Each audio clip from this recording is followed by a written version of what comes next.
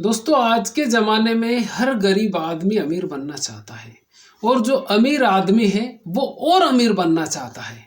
ऐसे में कुछ लोगों को सपने में खजाना दिखाई देता है और उस खजानों को खोजने के लिए वो अलग अलग लोगों से मिलते हैं। हैदराबाद में एक व्यक्ति के सपने में खजाना दिखाई देता था और वो उस खजानों को ढूंढने के लिए यानी निकालने के लिए एक व्यक्ति से मिला और उस व्यक्ति ने कहा कि ये खजाना तो तुमको मिल जाएगा, लेकिन 4 गर्भवती महिलाओं की इसमें बलि देना पड़ेगी, तब जाके ये खजाना मिलेगा। और ऐसे में वो व्यक्ति उन 4 महिलाओं को खोजने की कोशिश करता है। नमस्कार, मेरा नाम है मोहन अहिरवार और आप देख रहे हैं खबर तमारी इंडिया का यूट्यूब चैनल। दोस्तों, अगर आप चैनल पर पहली बार आए हैं तो आप चैनल को सब्सक्राइब जरूर कर लीजिएगा, जिससे कि आप खबर तमारी इंडिया परिवार का हिस्सा बन सकें। आज की जो सच्ची कहानी मैं आपको सुनाने जा रहा हूँ, ये तेलंगाना प्रदेश के हैदराबाद की है। हैदराबाद में एक व्यक्ति 11 लोगों का कत्ल कर देता है और 11 लोगों का कत्ल करने के बाद भी वो पकड़ाता नहीं है, लेकिन जिसका भी वो कत्ल करता है वो एक ही तरह से करता है कि सबको मारने के बाद में वो एसिड से उनको जला देता था। अब पुलिस उसकी खोजबीन भी करती है, लेकिन वो पकड़ाता नहीं है। क्यों वो कत्ल कर रहा था, क्या कारण था, किसी को पता ही नहीं चल पाता है। ऐसे में एक और ये जो काम हो रहा था वो एक ही यानी 11 लोगों का कत्ल हुआ, वो सिर्फ तेलंगाना प्रदेश में ही नहीं हुआ। तेलंगाना ये जो अलग अलग हिस्सों में यानी आंध्र प्रदेश में भी कत्ल हुए, तेलंगाना में हुए और कर्नाटक में हुए। 3 राज्यों की पुलिस एक सीरियल किलर को ढूंढ रही थी, लेकिन वो मिल ही नहीं पा रहा था। ऐसे में हैदराबाद से 130 किलोमीटर दूर लंगर हाउस नाम की कोई जगह है। वहां पर एक व्यक्ति रहता था जिसका नाम था वेंकटेश। वेंकटेश 26 नवंबर 2023 को घर से गायब हो जाता है। जब 26 नवंबर 2023 को वेंकटेश घर से गायब होता है और उसकी खोजबीन उसके घर वाले करते हैं, लेकिन उसका पता कहीं पर भी नहीं मिल पाता है।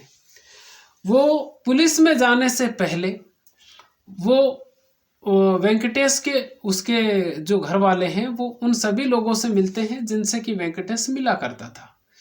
तो वेंकटेश एक व्यक्ति से मिलता है जिसका नाम होता है रामती सत्यनारायण।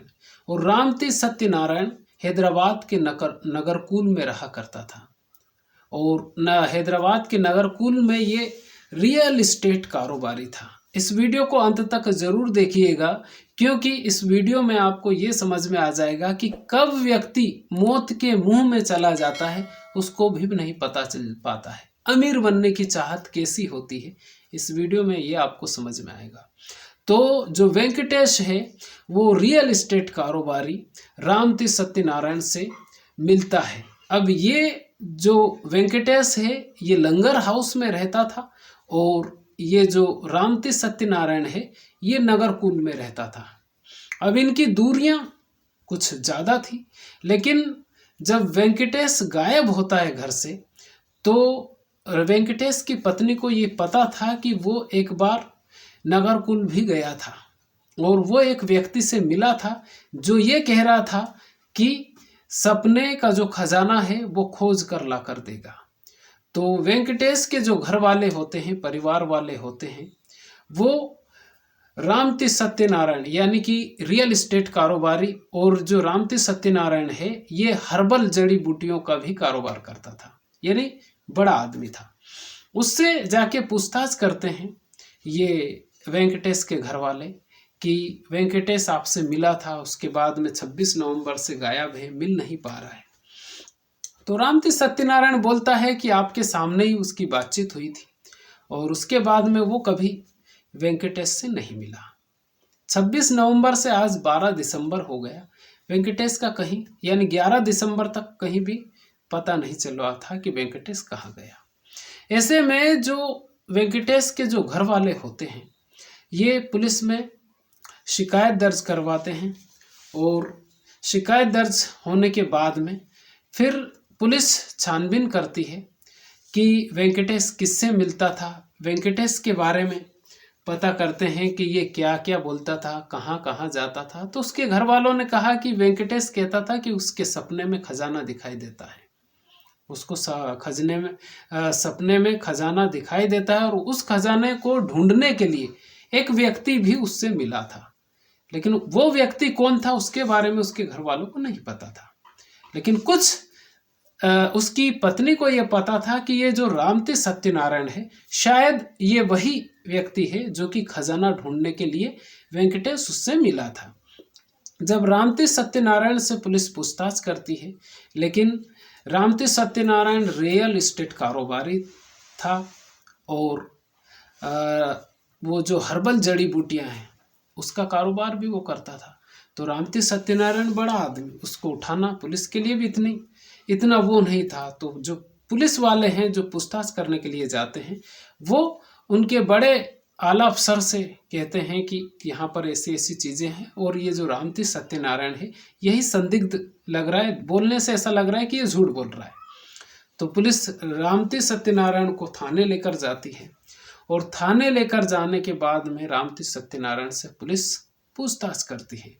शुरुआत में रामतीर्थ सत्यनारायण घुमाता है, लेकिन पुलिस के हाथ कुछ ऐसे क्लू मिल जाते हैं जिससे लगता है कि वेंकटेश, जिस वक्त वेंकटेश की हत्या हुई यानी हत्या से पहले वो रामतीर्थ सत्यनारायण से जरूर मिला था।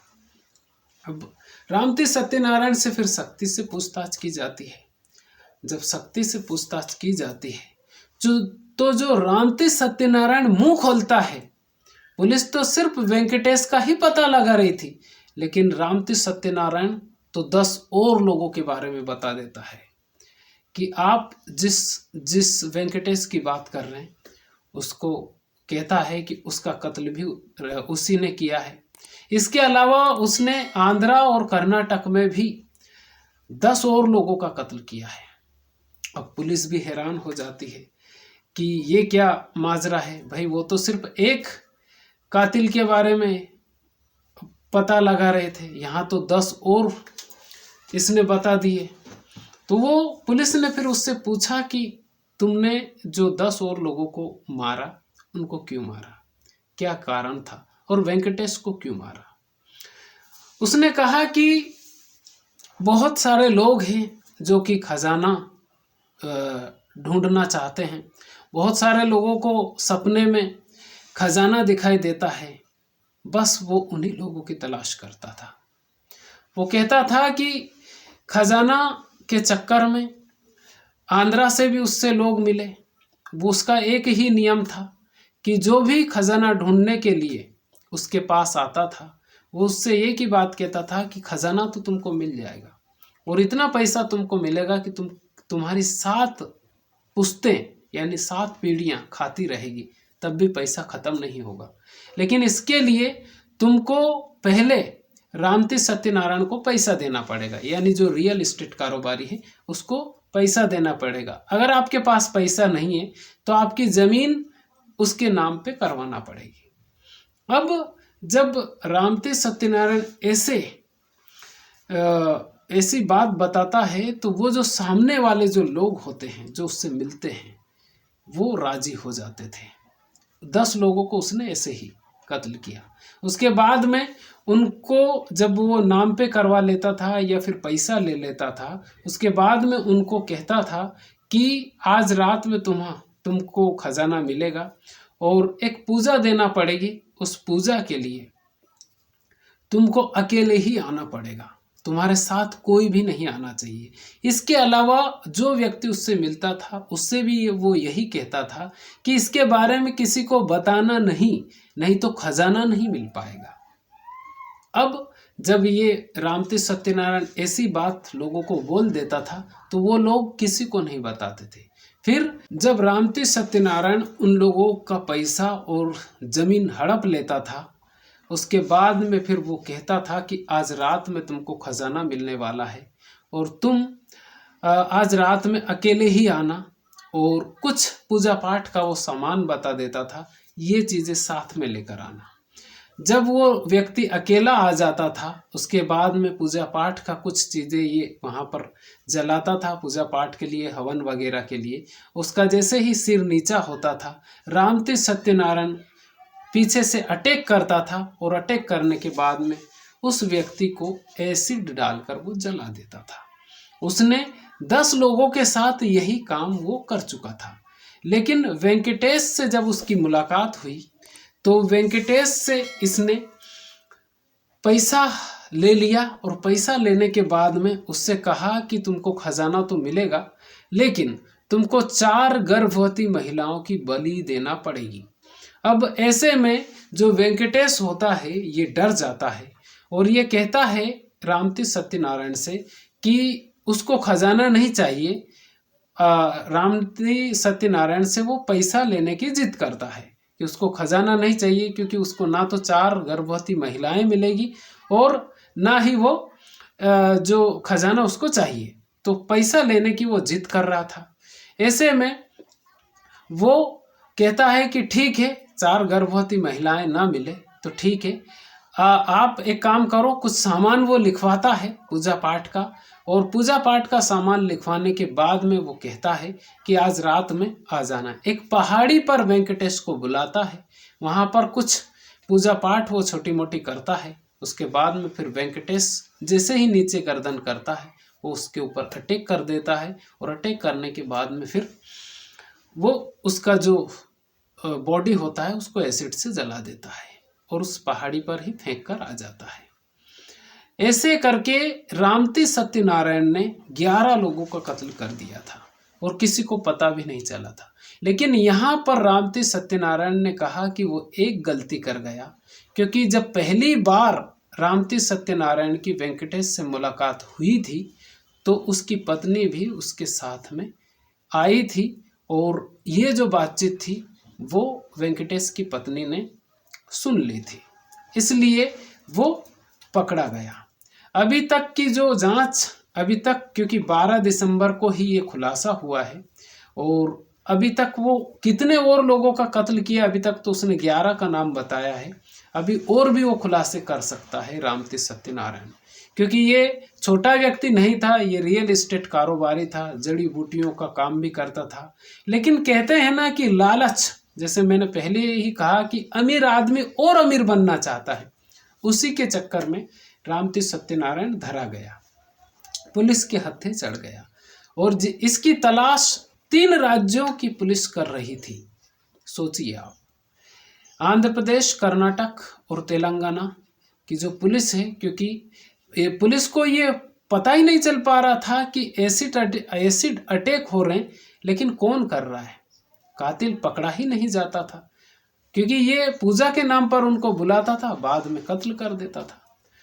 तो दोस्तों, ये जो मोह माया, खजाना, ये जो चीज़ें ऐसी है जो व्यक्ति की जान पे आ जाती है, और कब वो मौत के मुंह में चला जाता है उसको पता ही नहीं चल पाता है।